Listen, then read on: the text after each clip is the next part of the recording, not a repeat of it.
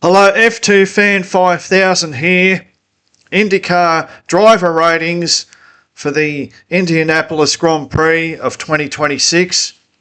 A fabulous race, but the thing about this race was there are a lot of safety cars, and that's jumbled up the strategy. It's changed the order. So I feel as though the final result is not 100% a true reflection of where the drivers are at. Nonetheless, it was a fantastic win for Christian Lundgaard. He pulled off a brilliant and brave overtake on David Malukas, who also drove very, very well. And other drivers were able to make an impression. The thing is that Alex Palou drove very well, but his fifth place is more due to the fact that he's been sent to the back of the field because of the way the safety car fell, and he's recovered well, but he's not the most impressive driver on the day. So let's get into the driver ratings. Joseph Newgarden gets an 8 out of 10. A quietly impressive race. The thing that really impressed me, he's always kept himself in front of Alex Palou. He didn't allow himself to get caught by Palou, but he just slowly pulled away and maintained a small gap. And there's no mistakes, and he's just been fast without really being on screen. You know, you don't see Joseph most of the race, but fourth place is a very good result. Scott McLaughlin gets a 3. He had no pace or race. He's had a very poor season so far. I understand his car, the wing maybe had a bit of damage, but I would say that his weekend was pretty poor. Kyle Collette gets a 5 out of 10. His car suffered on the opening lap chaos, and I mean, this circuit does produce a lot of chaos. I've had a lot of chaotic races there over the years. Some cracking races happened there in the early 2000s with Formula One, and this racetrack is still delivering. But Kyle Collette got caught out. I don't blame him. He gets a neutral 5 out of 10. Patricio O'Ward gets a 4 out of 10. I understand that in this race there's a lot of chaos, and drivers have been caught out with their strategy due to the safety cars, the constant safety cars. However, O'Ward is very much having no pace the whole race. Very disappointing. He finished behind Stingray Robb, I believe, so he may have had damage. Of course, it's possible. In IndyCar, you get points all the way down to all the places, so drivers, even if they're damaged, try to finish the race. But that's the only explanation I could come up with, that he was so far off the pace. And that was especially in the second, like the last third of the race, he's really nowhere. Nolan Siegel gets a 6 out of 10. Snuck into the top 10 in the closing laps. Helped by Santino Ferrucci and his tyres going off. And I think it's improvement for him.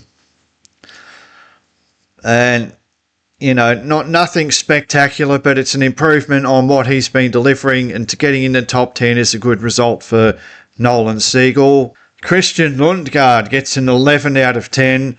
That was a fantastic race from Lundgaard. I know he's been helped, but he's also been hindered. Don't forget, the first lap he's had to go onto the grass to avoid the chaos in front, and he's recovered to be in a position to fight for the win, and that overtake was absolutely sensational. He put 100% faith in David Malukas that he wouldn't try and crash, that he would fight fairly. And he just had so much pace. Lundgaard was fantastic, and hopefully he grows in confidence now and can achieve better results. going forward. More wins, I mean, you know. Yeah, just really ballsy stuff from Lundgaard. Fantastic. And Kiffin Simpson gets a 6 out of 10. He was a bit faster this weekend, a bit more noticeable. He was towards the, you know, fighting consistently around 11th or 12th place, 13th place. You know, holding his own, battling well. So good to see him have some sort of form. Scott Dixon gets a 9 out of 10. You know, his car's buried into the side of Caio Collet on the opening lap. He has the determination to get that car back to the pits, and he ends up finishing 6th place. As always, he had the guts to go for an alternative strategy, and it worked out for him. Fine 6th place. Alex Palou gets an 8 out of 10. He lost out with the safety car and the strategies. His fight back through the field was magnificent, but he did stall out in 5th place. He never caught up to Joseph Newgarden. So I think 8 out of 10 is fair enough. David Malukas gets a 10 out of 10. I was very impressed with his wheel-to-wheel racing, even if he lost out. I think that he had presence of mind to make sure that neither he didn't crash into Christian Lundgaard. He was fighting for the win. His in-lap, out-lap in the last stop was fantastic.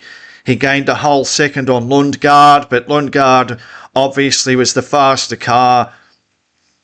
Yeah, but fabulously, the chips fell his way with the safety cars, and he made the most of it. Fantastic weekend from David Malukas. I'll give Santino Ferrucci a 5 out of 10. He's had no pace during the race at all. His tyres went off. Nothing inspiring from Santino Ferrucci. The end result, I think, is still in the top 15, but or did he retire? I know he had a crash with Mick Schumacher. I think maybe he retired. Either way, he disappointed, but I suppose generally he avoided the carnage, though he had a collision with Mick Schumacher. But anyway, you could argue he was going slow. Maybe I should have given Santino a 4 out of 10. Oh well, doesn't really matter. Graham Rahal gets an 11 out of 10. Another fantastic podium. You'd hardly... The way he's been driving recently, you can't believe he's not driving for one of the top teams in Indycar. 2nd podium in 3 races. He got there, he held his own, he stayed in front of Joseph Newgarden, and he was not far behind the leading pair of Lundgaard and Malukas. Kept out of trouble. Fantastic weekend, fantastic Graham Rahal.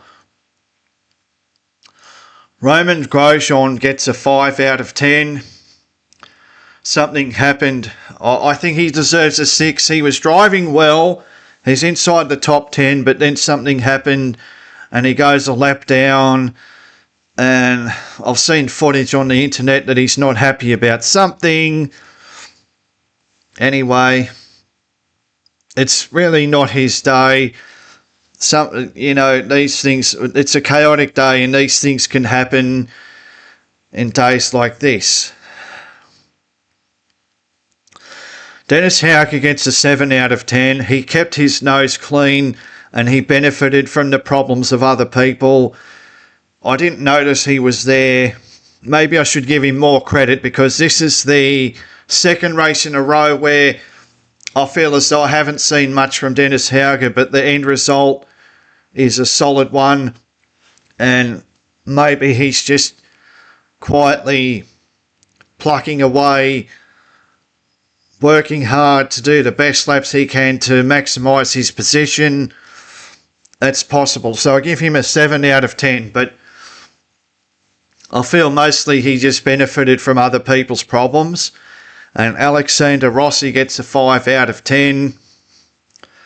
His car obviously broke down on the start-finish straight, and and he gets a neutral rating.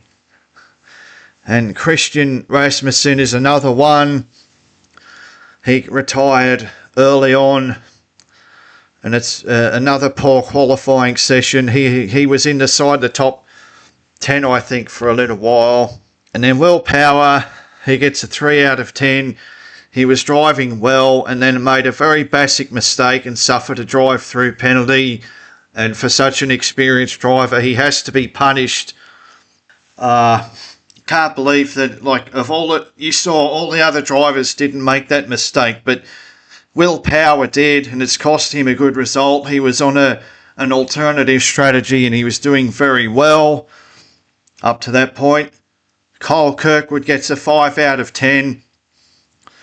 He was neck and neck with Alex Palou when the safety car shenanigans were over.